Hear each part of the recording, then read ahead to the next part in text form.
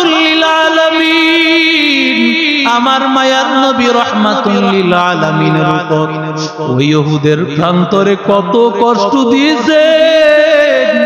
আমার মায়ার নবী রহমাতুল লিল আলামিনের উপর এক কাফের আসিয়া ডান হাতে একটা পাথর নিয়া নবীর প্রথমে এই গালের মধ্যে আঘাত করেছে।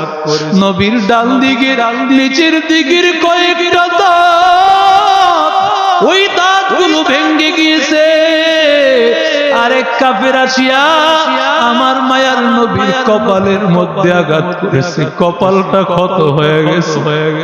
আর এই যে শরীরের মধ্যে মশা মাছি বসা হারাম, আমার নবীর উহুদের প্রান্তরে এক সাহাবী নবীর এই বুকের মধ্যে রক্ত, সাহাবী এই রক্তগুলো চাইটা মুখে দিয়েছে। নবী ডাক দিয়া কয়, তোর মুখ থেকে এই রক্তগুলো ফেলে দে। সাহাবী বলে, নবী আমি তো আপনার রক্ত খেয়ে ফেলেছি।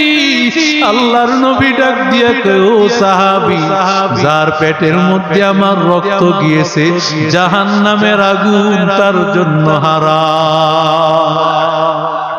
এরে আল্লাহর গোলাম, আমার মায়ার নবী, আল্লাহর নবীর চোখের নিচে দিয়া এইভাবে করাগুলো বের হয়ে গেছে। নবীজির মাথার মধ্যে করা ঢুকিয়া চোখের নিচ দিয়া বের হয়ে গেছে।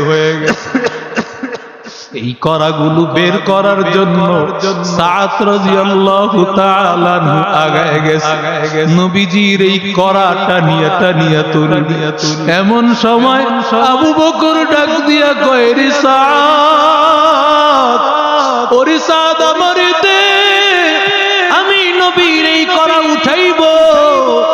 সাদ ডাক দিয়া কয়, ও আবু বকর, আপনি তো এমনি অনেক বড় সাহাবী, আপনি তো এমনি বড় আশিকে রাসূল, একটু সুযোগ দেন, আমি নবীর এই খেদমতটুকু আজকে করতে চাই। সাদ যখন নবীর এই করা টানতে গেছে, ওর দাঁত একটা পড়ে গেছে। এবার যখন দাঁত পড়ে রক্ত বের হইতেছে, নবীর সাহাবী আবু বকর এবার আবার আগায় গেছে আরেকটা করা খোলার জন্য। সাহাব বলে, ও আবু বকর, আজকের খেদমতটা আমারই করতে দেন না। আবু বকর কয়, তোমার না একটা দাঁত ভেঙে গেল। সাদ বলে, আবু বকর, আমি আমার নবীর জন্য সব দাঁতগুলো আমি আমার নবীর জন্য বিলীন করে দিতে রাজি। আমার নবীর জন্য যদি আমার দাঁতগুলো দিতে পারি, এটাই তো আমার নাজাতের কারণ হয়ে যাবে। এরে আল্লাহর গোলাম, কেমন আশিক রাসূল, কেমন আশিক রাসূল, এটাই তো আশিক রাসূলের পরিচয়। আমার মায়ার নবী রহমাতুল লিল আলামিন, সাহাবায়ে কেরাম ওই সময় ৭০ জন সাহাবী শহীদ হয়েছিলেন। যদিও প্রথমে জয়, পরে আবার পরাজয়, এরপরে আবার কিন্তু আল্লাহ ফাইনালি ওই উহুদের যুদ্ধে জয় দিয়েছে। এরে আল্লাহর বান্দারা, এরে নবীর আশিক উম্মতের দল, আমার নবী কি পরিমাণ কষ্ট করেছে, কি পরিমাণ দিনের জন্য বিসর্জন দিয়েছে। সাহাবায়ে কেরাম দিনের জন্য কতটা পাগল ছিলেন, যেই দিন প্রতিষ্ঠার জন্য সাহাবীরা নবীর সামনে তাদের দাঁত দিয়েছে, হাত দিয়ে ফেলেছে, তাদের গর্দান দিয়েছে। যদি আমার আল্লাহ তাআলা হাতের বিনিময়, এই পায়ের বিনিময়, রক্তের বিনিময়, দাঁতের বিনিময় বুঝি আমার আল্লাহ তাআলা জান্নাতে নবীর সাথে উঠা আশা আছে না? নবীর সাথে উঠার জন্য কার কার দুহাত দেখা? নারে তাকবীর! আল্লাহ তুমি নবীর সাথে আল্লাহ হাসরের ময়দানে একসাথে উঠে দিও, জোরে কোন আমিন। নবীর সাথে উঠার জন্য নবীর পথে চলা লাগবে, নবীর মহব্বত নিয়ে চলা লাগবে রে ভাই।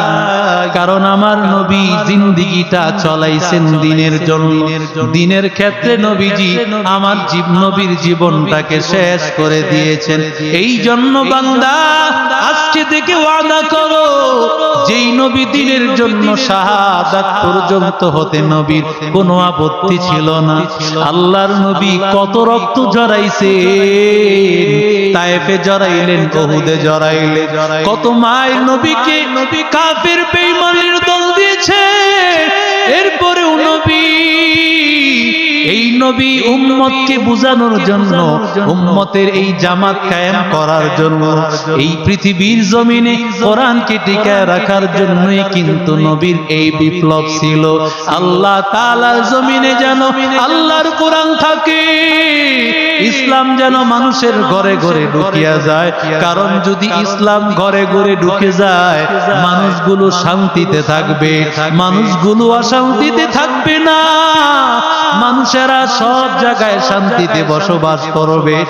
আর আল্লাহ যদি কবুল করে নেয়, আল্লাহ তাআলা তাদেরকে মৌতের সময় কালেমা নসিব করে দিবে।